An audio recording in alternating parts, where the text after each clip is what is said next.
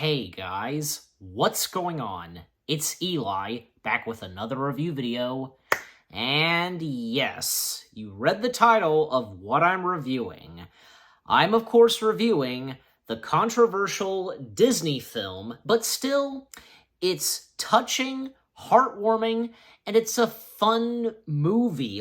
It's just amazing. Yes, I'm of course reviewing, finally, Song of the South. Ah, yes, Song of the South. What are the first things I have to say about Song of the South? Well, yes, I am well aware about this film being very controversial, and yeah, that's pretty much all I've got to say, really. But as I said, the Song of the South, it's such a fantastic and, Disney cult classic film. Everything to it is just so good, and I know that there are many people out there that think so too. I've seen YouTube clips of the film and people commenting and just saying how much this movie is good, and those who are African Americans, feel the same way. I should know. I've seen comments, from them on YouTube. So, but yes. Okay, so, the story, and of course, read the description. Based on the Uncle Remus stories about the ingenious bunny, Brer Rabbit, using live action and animation following the separation of his parents, a young boy goes to live in the American South. There he meets Uncle Remus, who gives the boy valuable insights into his problems via the stories he tells about Brer Rabbit. Yeah, basically, this family arriving at, South America and at a plantation, there because they, of course, they meet with the boy's mother's mother, in which being, his grandmother. But right as they arrive, the boy's father, who's a journalist and writes for the paper, has to go back to Atlanta, yeah, because, he has a job to do. So, because of the boy, missing his father, he at one point wants to run away and head to Atlanta. But then he stumbles upon the ex-slaves, the African Americans in this, basically, according to the setting of this movie, and Walt Disney, established this himself, this takes place after the Civil War, and, the African Americans, they are free, and they chose to stay in South America, this time. They have jobs and they're being paid. The boy, Johnny, played by the late Bobby Driscoll. And Bobby Driscoll, who would go on to be in, other Disney films, especially best known for his voice performance of Peter Pan. Yeah.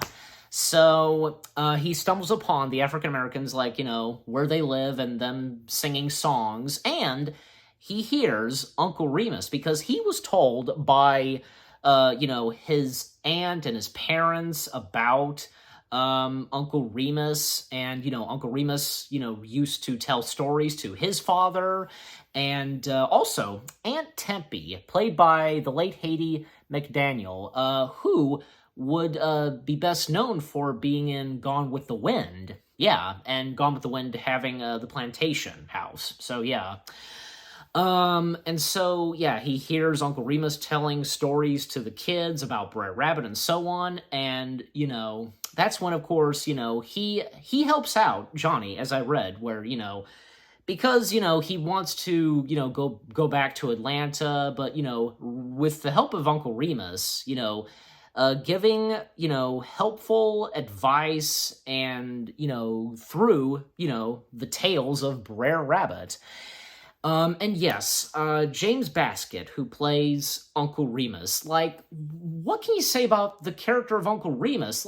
He's such a sweet, warmful man, and, you just would love to be around him, and you would listen to his stories anytime.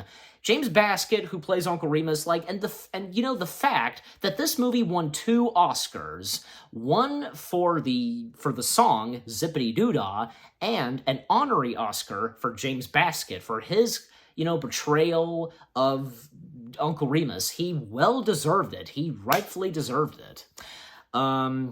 And with, the segments of the tales of Brer Rabbit, there are, 3 stories with Brer Rabbit.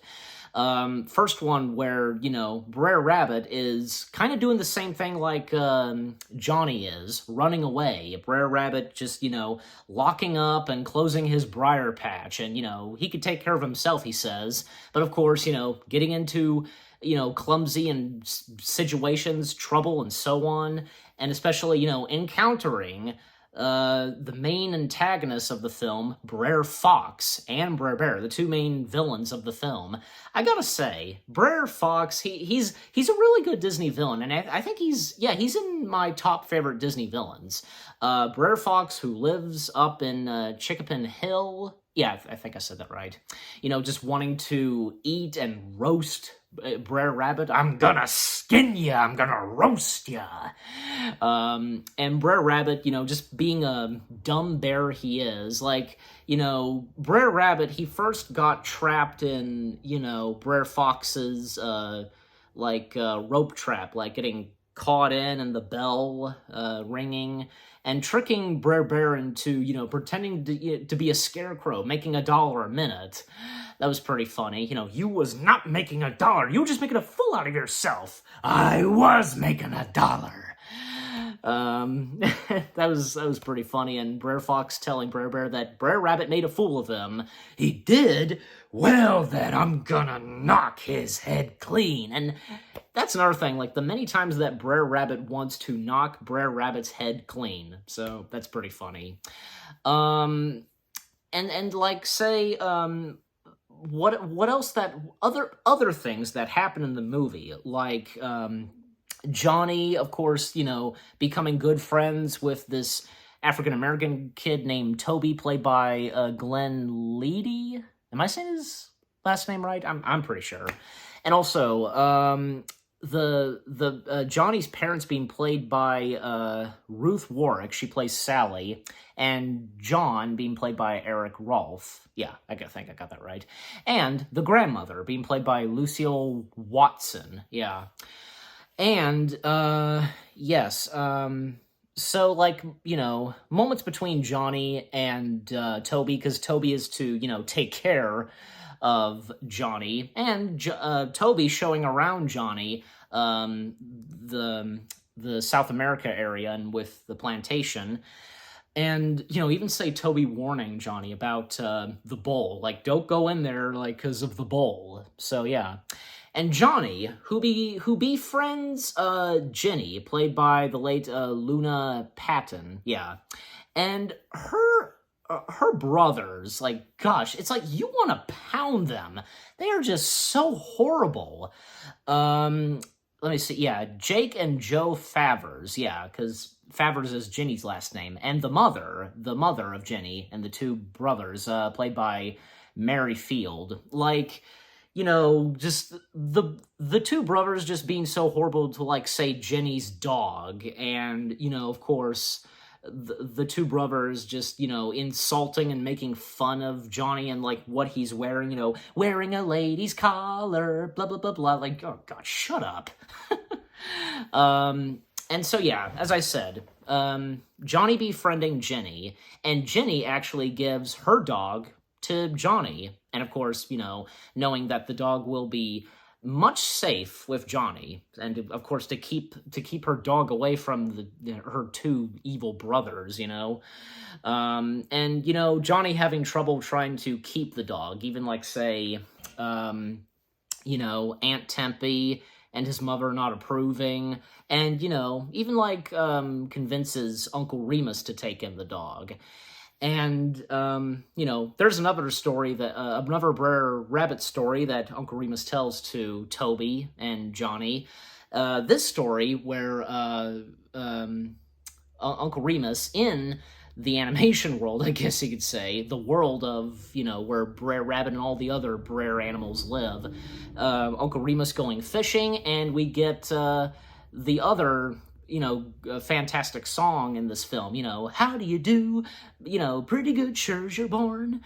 And we get the appearance of Brer Frog, we get a fish, we get talking butterflies, a couple other, wooden animals. And this time, what Brer Fox has plans up his sleeve for, capturing Brer Rabbit. Well, yeah, like, I can't deny it, like, this probably, like, is, like, cringy to, when saying tar baby. Yeah, because Brer Fox tricking Brer Rabbit into saying, how do you do to the tar baby? And of course, the tar baby don't say nothing.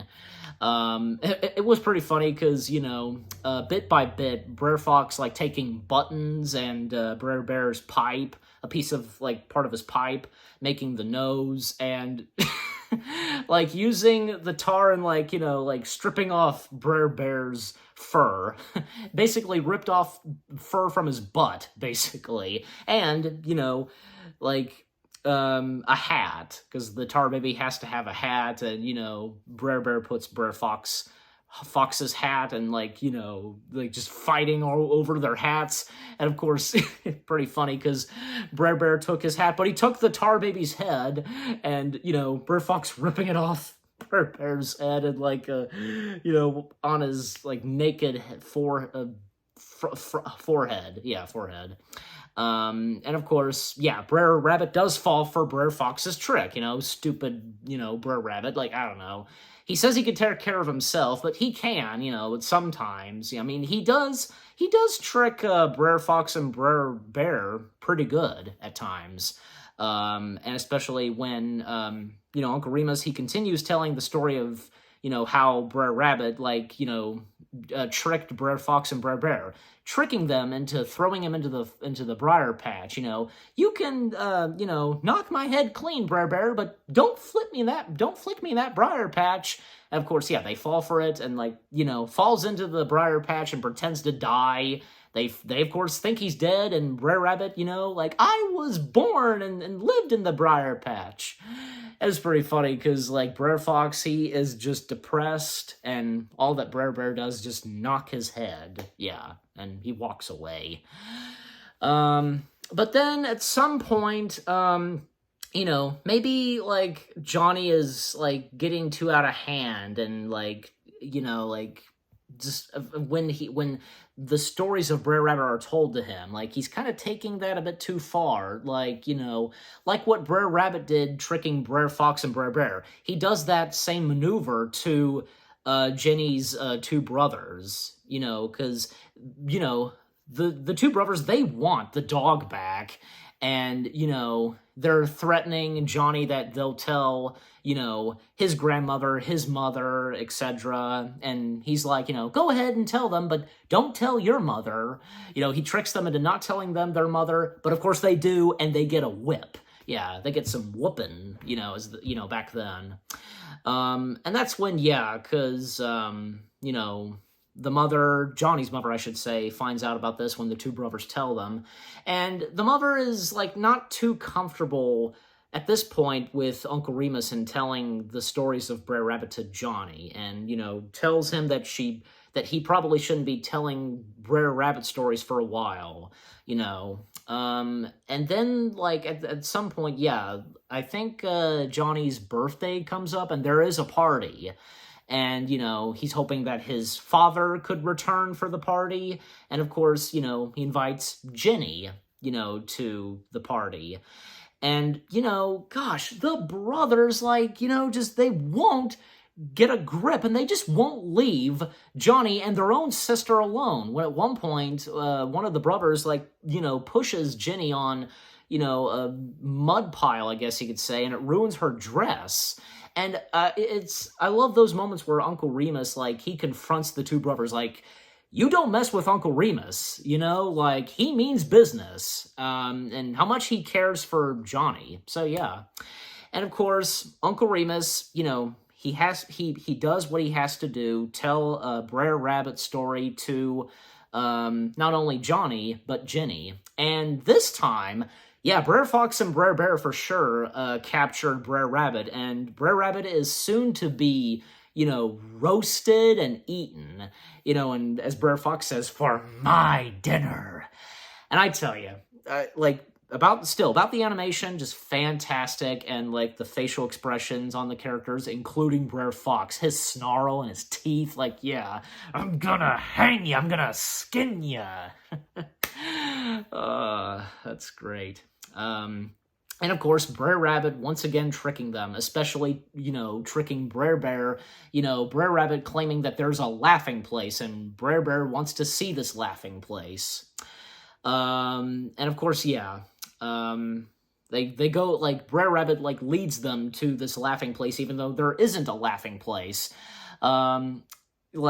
He tricks, Brer Bear into thinking that there's the laughing place, but what he finds in there is a beehive, and yeah, that gets Brer Fox laughing, and of course that, that ticks off Brer Bear, oh, you think that's funny, basically, and puts that beehive in his, in his head. That was funny. And of course, yeah, our two main, funny villains, Brer Fox and Brer Bear, being defeated by bees. And that's another thing I forgot to point out. Not only are Brer Fox and Brer Bear, trying to kill and roast and, knock his head clean, Brer Rabbit, that is, they're hilarious. They're funny as a duo. And I love that. I love that with some Disney villains, especially, think of, say, the Queen of Hearts, Captain Hook, Jafar. Yeah, because any Disney villain that not only can be really evil, but they can also be funny, and they can have their funny moments. Yeah, that's what makes Disney villains so entertaining and just enjoyable. And of course, yeah, that does help Johnny and Jenny. And the thing is, where is this laughing place? Well, they have their laughing place. That's the thing. You have your laughing place, I have my laughing place. Yeah. And at this point, well, Jenny and Johnny, they pretty much missed the entirety of the party. It's all over, and of course, this really upsets Sally, Johnny's mother, and basically tells Uncle Remus to never see Johnny again, to stay away from him, wow, But then at some point, I forget, I think Uncle Remus was leaving at one point, I want to say, and Johnny was just chasing after Uncle Remus to, to catch up to him, and he basically goes into the bull's, pit, I guess you could say, and yeah, Johnny just running after Uncle Remus while the bull is chasing Johnny, and, it's keep running, Johnny, just don't get hit by the bull and so on, the more he runs. But, of course, we don't see it on screen. He, the bull did, nudged him, I guess, or, something like that. And, of course, a paralyzed Johnny, and then this was a sweet moment where all the African Americans, they're outside of the plantation house, and they're obviously singing for Johnny. And at that point, Johnny's father returned, and maybe that could help Johnny recuperate, recover, that is, I should say, recover from the injury of the bull. But, because he's still unconscious, he's still, saying Uncle Remus's name, come back, Uncle Remus, come back. And that's when Uncle Remus is brought in, and he's telling another Brer Rabbit tale, and that's when Johnny recovers, he wakes up. And in the end, all ends well. And of course, Johnny and his parents, they are now staying in South America, and, more fun times for Johnny with, say, Toby and Jenny, and especially Uncle Remus, and the epilogue where, all three of the kids are singing Zippity-Doo-Dah, and out of nowhere, literally out of nowhere, Brer Rabbit shows up, and all the other animated critters, like Brer Frog, and I think, yeah, Brer Turtle, and the Bluebird, yeah, Mr. Bluebird on my shoulder. That was a sweet and perfect way to end the film, I should say, and them going off and Uncle Remus catching up to them, and, you know, as the sun sets. What a great way to end the film. Also, like, yeah, because another thing about like the animated characters, actually, because Johnny Lee, he was the voice of Brer Rabbit. Nick Stewart was the voice of Brer Bear, and the voice of Brer Fox was James Baskett. Yeah, so not only did he, not only was he Uncle Remus, but he also voiced Brer Fox. So that was pretty cool. I think also I read this that James Baskett did voice Brer Rabbit in the final story, and like in the animation we see where Brer Rabbit takes them to the laughing place. I think, yeah, that was James Baskett voicing Brer Rabbit in that sequence. But yeah. Anyways, and also, yeah, he did make the father of Jenny, Jake was he not? Is he not listening? I could have sworn. No, probably not. But I think, yeah, apparently Jenny's father, Mr. Fabbers, he was gone for a while, but of course did come back. So, yeah. All right. Wow. I gotta say, Song of the South, like, it's hard to believe what this film has gone through. And, you know, not to mention, because, you know, it, like, of course, you know, it spawned, you know, one of the, like, most beloved Disney attractions, Splash Mountain. Yeah. With the animated critters from Song of the South being part of Splash Mountain. Like, what a great ride, you know, that was. And, you know, and because this film rarely was released on, like, say, home video and, you know, like, bootleg DVDs. Yes. So, anyways, and yeah, because another thing is, like, you know, it's obvious. Walt Disney himself never meant for this film to be racist. And besides, like, you know, as it's well established, when, like, this movie takes place, it's after the war, you know? And again, as I said, like, probably there are some things that, yeah, like, probably are kind of cringy, like, as I said, the whole tar baby thing. Like, yeah, I guess I can understand that. That is understandable. But still, this movie, it's so memorable. The songs are memorable. The characters are memorable. Everything about this is just so memorable. A Disney cult classic, I should say. It is. It definitely is. And with its, you know, with the Oscars it won, it only won 2, and and it was nominated. It didn't win. It was nominated for original score. Yeah. And how do I rate Song of the South? Boy, good question. Good question. I'm thinking, what the heck? It's on my mind. 10 out of 10 stars. I really enjoy this film, and, you know, I can understand, as I said, with its controversies, but still, for me and, you know, to everybody else, you know, this film is fantastic, and it's just so heartwarming, and that's all I've got to say. And what about you guys? Have any of you ever seen Song of the South? Like, it's out there on the internet. And, you know, what did you think of my review? Leave comments and give this review a like as always. So, with all that being said, thank you very much for watching. I hope you guys enjoyed my review of Song of the South. More reviews coming your way. They're gonna be awesome. Keep looking forward, and I'll see you guys in the next video /review. And stay tuned later tonight because back to reviewing more Marvel films and going to be reviewing the next X-Men film. And this X-Men film is definitely a good one, and it's all about the past and future. You know what I'm talking about. Stay tuned for that. Take care, peace out, and have a zippity-doo-dah day.